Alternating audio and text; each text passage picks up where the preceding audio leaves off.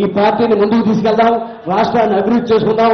మీకు ఎప్పుడు కూడా చేదోడు వాదోడుగా నా పూర్తి సహాయ సహకారాలు అందిస్తానని చెప్తూ మీ అందరి దగ్గర సెలవు తీసుకుంటున్నాను. ధన్యవాదాలు.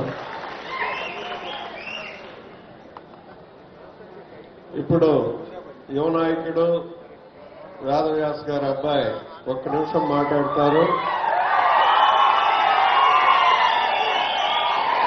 ఆయన సభకు నమస్కారం అని చెప్పి ప్రారంభించాల్సిందిగా కోరు. అందరికీ నమస్కారం.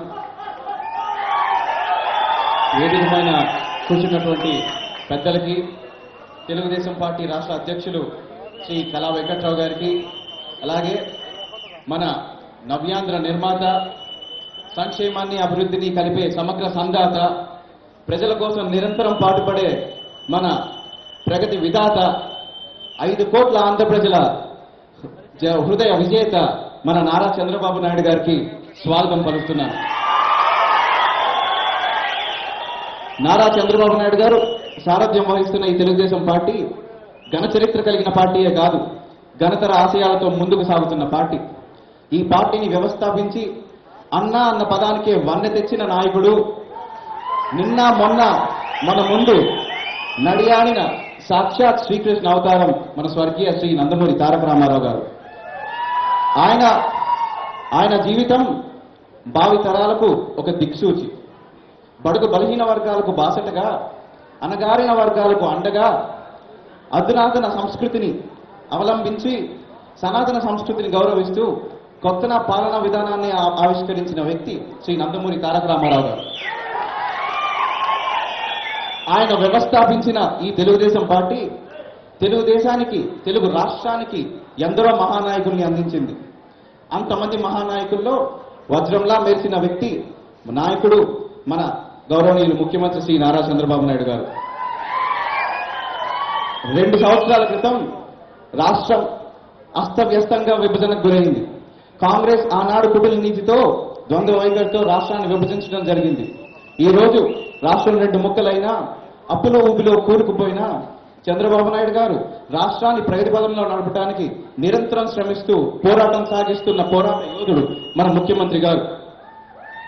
ఆనాడు రామన్న తెలుగువాడి ఆత్మస్థైర్యం, ఆత్మ గౌరవం కోసం పాటుపడితే ఈనాడు తెలుగువారి ఆత్మస్థైర్యాన్ని నిలబెడుతున్న వ్యక్తి మన ముఖ్యమంత్రి వర్యులు.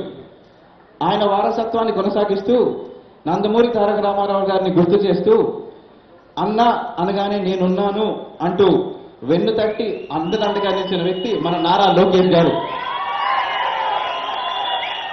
లోకేష్ అన్న కన్జర్వేటివ్ పాలిటిక్స్ కి టెక్నాలజీ తోడైతే అది కాంటెంపరీ పాలిటిక్స్ ఎలా ఉంటాయి, నవతరానికి రాజకీయాలు రసవత్తరంగా ఎలా ఉంటాయి, ఈ యువతరానికి రాజకీయాలని ప్రేరేపించి ఆయన రాజకీయాలు 50 లక్షల మంది సైనికుల్ని ఈ 2 సంవత్సరాల్లో తయారు చేశారంటే అది కేవలం లోకేష్ అన్నకి చెందింది. మరి ఈ సందర్భంగా నేను మీ అందరికీ ఒక ముఖ్యమైన విషయం చెప్పదలుచుకున్నాను. అవినీతి పరులు, అతివాదులు మనకి రాజకీయాల్లో ఉంటే అమెరికా వంటి అగ్రదేశం కూడా ఈరోజు తలదించుకునే పరిస్థితి ఏర్పడింది. ట్రంప్ లాంటి నాయకుల వల్ల అగ్రదేశం కూడా అవమానం పాలైంది. ఇదే అవమానం, ఈ ముప్పు మన రాష్ట్రానికి పొంచి ఉంది. అందుకే అందరికీ చెప్తున్నాను, ప్రతి తెలుగు తమ్ముడు, ప్రతి తెలుగు చెల్లి చేదోడు వాదోడుగా ఉంటూ చంద్రబాబు నాయుడు గారి నాయకత్వంలో తెలుగుదేశం పార్టీలో చేరాలి అని ఆశిస్తున్నాను.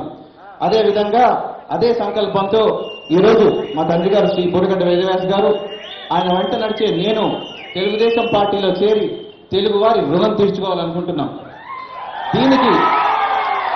దీనికి మీ అందరి సహకారాలు కావాలి.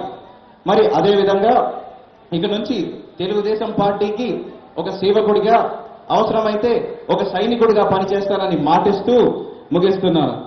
అలాగే ఇక్కడ విచ్చేసిన ప్రజల నాయకులందరికీ నా స్వాగత సుమాంజలి అర్పిస్తూ స్వాగతిస్తున్నాను.